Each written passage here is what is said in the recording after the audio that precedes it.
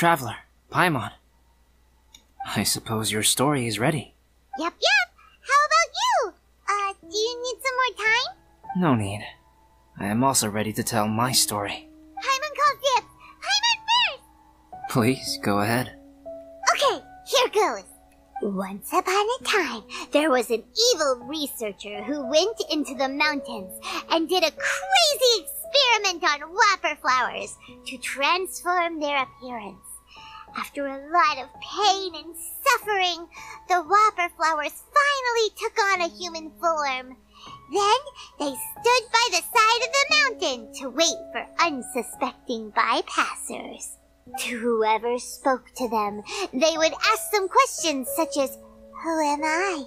Who are you?" If the bypasser got the wrong answer, the last sound they'd make would be a yelp before the whopper flower ate them alive in one bite. Ooh, truly frightening. There was like a second of awkward silence. Yes, Paimon is truly terrifying. What the? You two aren't scared at all! Maybe I'm just really tough. I don't know. Don't go nitpicking, okay? If you didn't like the story, go write your own! Ooh, in that case, I would add some horror elements in. After the whopper flowers ate someone, they would turn into that person. In other words, the whopper flowers would ambush and then completely replace their victims. And then adopt their newfound identity. Talk about identity theft. Go back to where the person lives? Enter their home?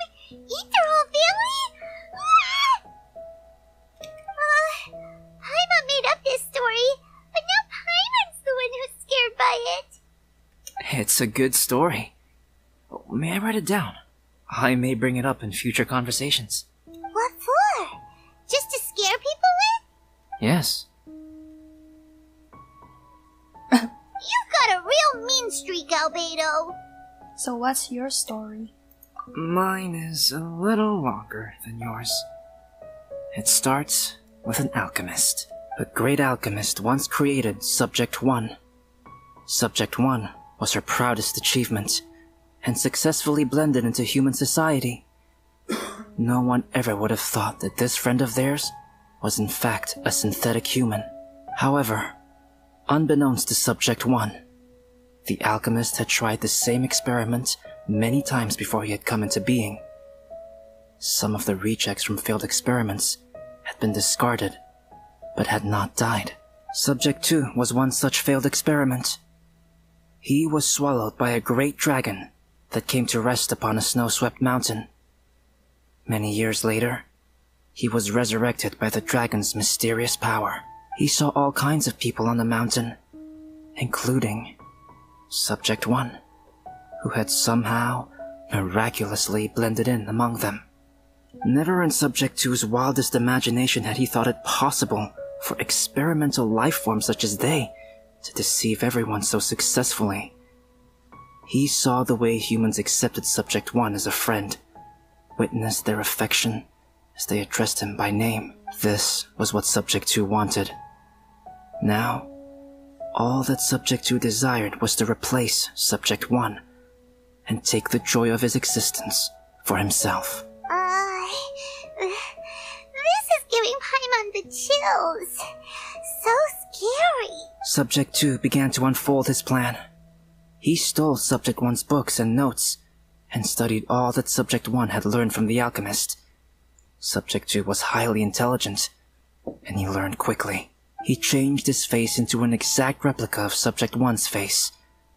Then, he found a plant with mimicry capabilities, and transformed it using dragon blood and alchemy. And so, not only did Subject 2 transform his own appearance to perfectly match that of Subject 1, he also created a third entity, Subject 3. What? There's 3 of them now? But Subject 2 wanted to become a perfected human. So, he erased a mark on both his and Subject 3's necks.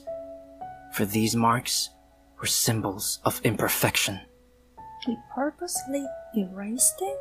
In my view, it was probably a subconscious act. an instinct. He so desperately craved to become a perfect human being that he forgot something. Human beings are defined by their flaws. Subject 2's plan was meticulously crafted. Subject 3 would draw Subject 1's attention. After Subject 1 disposed of Subject 3, he would assume the threat had now disappeared and would let his guard down. The next moment that Subject 1 was alone, Subject 2 would make his move. He would eliminate Subject 1 and become the only one remaining. He would secretly replace the Subject 1 of everyone's memories and inherit his identity, residence, clothing, sword, name, and friends. People would have no idea that the individual they knew had become somebody else from one day to the next. This is way too scary. Paimon's never gonna be able to trust anyone again. But just before Subject 2 could carry out his plan, a unique stranger entered the mix. Subject 2 tried to make contact with this person, but found that they could somehow sense he was different from Subject 1. Me. What's wrong? Are you scared? What happened then? What happened to the stranger? He became a new stage in Subject 2's plan. One more person that Subject 2 had to dispose of. It's as if there were 3 identical roses in a garden. Only one of the 3 was a fine specimen, while the other 2 were defective specimens that bore poisonous thorns. In all the world, only the gardener who tended to them could tell which was the good specimen. People do not like poisonous plants. Only a perfect rose can fetch a high price. If the inferior specimens wanted to conceal the fact of their worthlessness, they would have to take the gardener out of the picture, using their poisonous thorns. This is exactly what Subject 2 was thinking. So, he hid in the shadows and waited patiently. Maybe soon, he would get his chance to become truly human. This is not just a story. These are real events Albedo is trying to tell me the cruel and unbelievable truth. That was intense! So what happened after that? Did Subject 2's plan succeed? Paimon can't bear thinking about it! Fortunately, it is just a story. And even in this story, Subject 2 did not succeed. But you can never let your guard down on Dragonspine. Monsters mutated with Durin's power and blood are also creatures of Rhine-Daughter, just like me. You must beware of all such creatures. Don't say that, you're not a monster, you're my friend. I'm glad to hear that. It's okay. I know what I am. You and I are both different, so there is no need for me to hide the truth from you. The only thing is that sometimes, when I think about how mighty the power of alchemy is, I feel so small. As beings who set foot in this world, how arrogant are we in desiring to control our destiny and in desiring to create? Is creation an arrogant act, traveler? If not, why do we call the ones that created us and control us gods? If it is, then what qualifies us to call ourselves creators? How far must we take our reverence and respect, and what purpose does it serve? How did you feel when you took out the imposter? Nothing special, but whenever I think about it, I feel a twinge of grief. Poor Albedo. Hello? Traveler, are you here? Hey, is that Amber? Thought we might find you here. We're here to deliver a message from Cyrus. There's gonna be a big event down at the base camp, and they want you there too, Traveler. Winter camp is nearing its end. Apparently, even provisional instructors are required to attend. Looks like we need to go, Albedo. Bye for now. Then I won't keep you. I have some things to attend to here, so forgive me for not seeing you down. Don't worry about it. There have been no issues getting up and down the mountain recently. Is everyone ready? Let's not keep them waiting. Go ahead. You're one of their instructors, no? Oh. He just told us to. get off the mountain. Huh? Who is this guy? A gigantic version of Joel. Allow me to introduce Yozerf. He's Joel's father. Joseph. Dad, this is that traveler I was telling you about. The traveler's helped me out loads in the past, and this time we even built a snowman together. Joel has told me everything about you. I can't thank you enough. I'm glad you're finally reunited. I'm glad you're okay. This is kind of sus. Wow, this is amazing! Wait a second. Why is Cyrus discreetly wiping tears away? And what is Pallid doing here? Pallid is the hero of the hour this time. Go on, Pallid. Tell us what happened in your own words. Okay. The weather was fine on that fateful day, and I had a feeling that Lady Luck was smiling down on me. So I trusted my gut and set off to explore somewhere new, somewhere dangerous. Because where there is great danger, there is also great treasure. Why does this sound so hard to believe? But I had only been away from the group for a short while when I fell down a slope and just started rolling. Uh-oh. Did my bad luck rub off on him when we ran into each other on the mountain? The place I fell to was somewhere I didn't recognize, and I'd sustained a few injuries. I remember thinking to myself, this is the worst luck I've ever had in my whole life. Then I met Yozerf. He'd heard the sound of me falling and came out to see what was going on. Huh? Wow, so it was completely by chance then. I thought he must have been someone from the Adventurers Guild here for the event, but after a few words of conversation, it was clear that he was having memory problems. He didn't even know his own name. Uh-huh. The temperature was freezing, and there was no time to deal with all that there and then, so I convinced him to come back to the camp with me and figure everything else out after we got there. Yeah, and the memory suddenly returned? We got back to the camp, ran into Joel, and the moment he saw him, he froze for a second, with this completely stunned expression on his face, and then he started crying out, "Dad! Dad!" That's when Yozerf suddenly started to remember. My memory has still not fully recovered, but Joel and his mother, they are the only ones that I will not, no, that I cannot forget. Daddy. Daddy's right here, Joel. Daddy's right here. Yozerf, don't you remember anything else at all? The poor princess? Feeding the foxes? I'm sorry. I have no recollection. Maybe it's because of the head trauma. I'm not sure.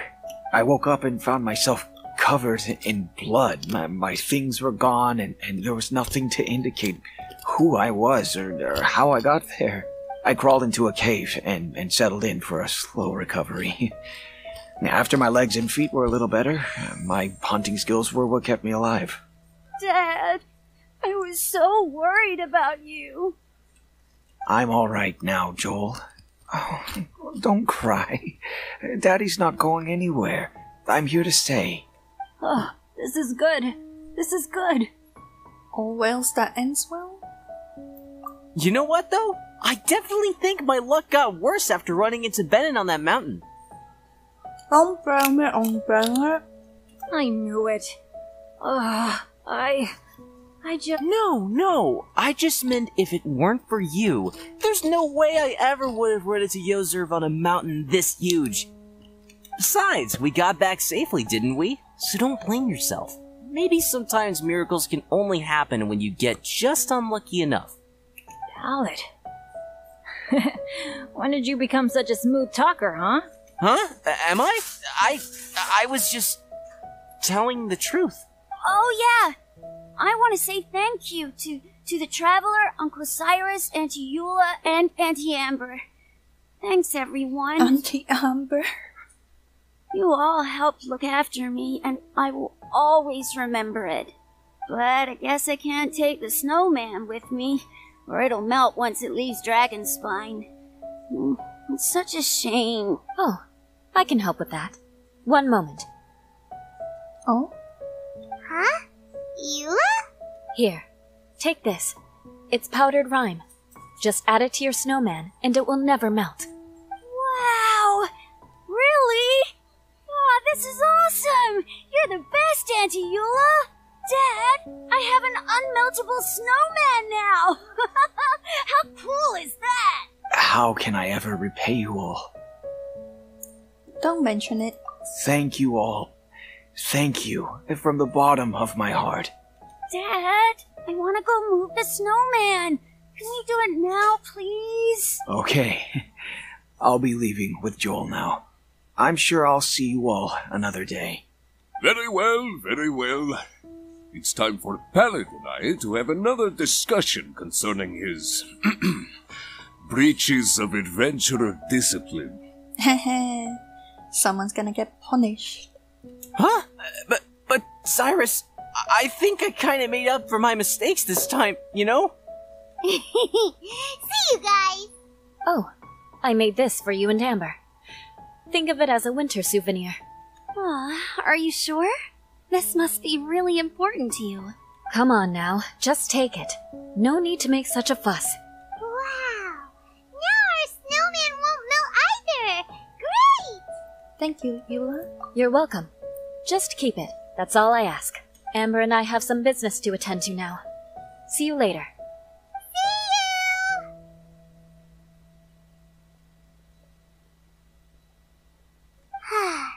Everyone's gone. Seems like they've all got their own stuff to do now. Oh! You know what?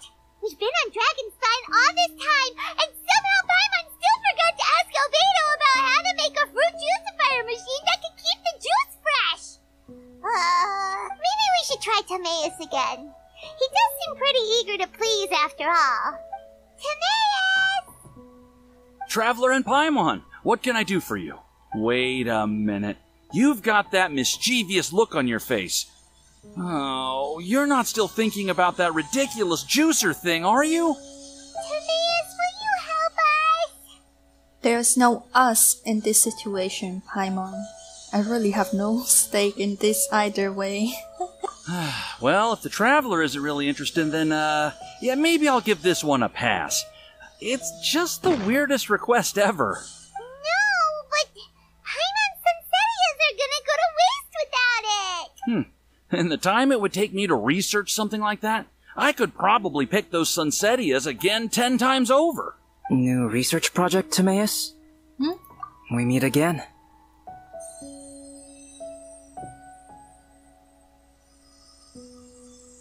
You're back so soon? Oh, Albedo, thank goodness. So the situation is, Paimon wants a machine that can turn fruit into juice and keep the juice fresh. I mean, surely it's... Majorly important, that's what it is. If you can manage to invent this, we'll never have to worry about fruit going bad ever again! That's impossible. Wait. Wait.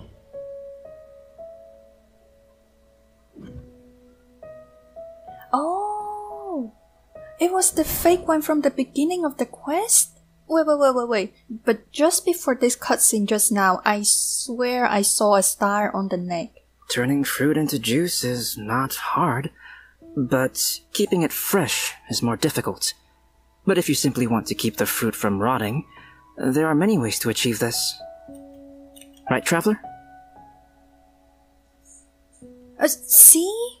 And that smile is like he's trying to prank me, or deceive me, or... The mark is back. Is this a prank? What about his neck? What's wrong? Is there something on my neck?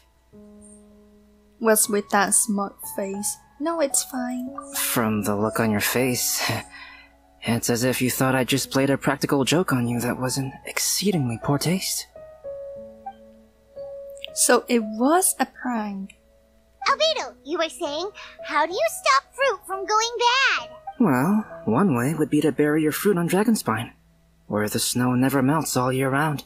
But then Paimon won't be able to eat them! You could always live on Dragonspine. No, too cold for Paimon. You can use Dragonspine as a freezer. Or you can give the fruit to me, and I would take it to Dragonspine for you. But since you don't like the cold, you'd have to send someone else to pick them up when you want them. This is where you come in, traveler. This is so weird, seeing Albedo with such a smug face. Suddenly sounds a lot more feasible with other people doing all the work. Okay then, shall we go with that idea? Fruit buried on Dragonspine will stay fresh for much longer. However, it is also possible that the fruit will sprout and grow into fruit trees. Or grow some arms and legs because of Durin's power. Who knows? Maybe the next time you visit, it will have grown into an orchard. You can water the trees, add fertilizer, and when they finally bear fruit, you will have some fresh Sunsettias. No way! The Paimon will have to be a gardener! That's not the goal here. Oh? Well, I don't think being a gardener is so bad.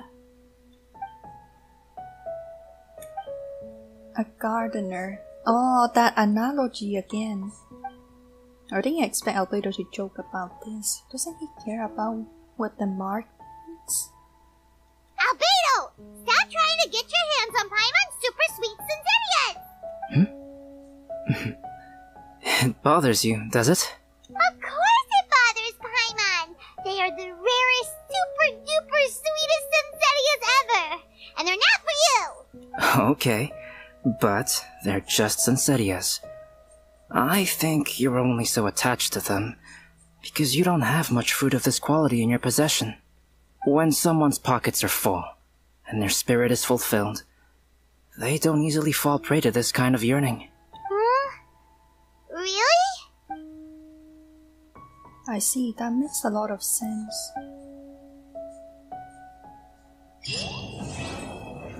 Wait, quest completed? Dragonspine is too cold for ordinary fruit trees to survive.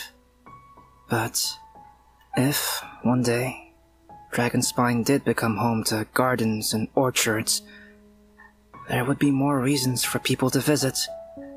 Perhaps a little life is the key to attracting people. Life may exist in all kinds of unfathomable forms, and in all manner of unthinkable environments. Mysterious, yet tenacious.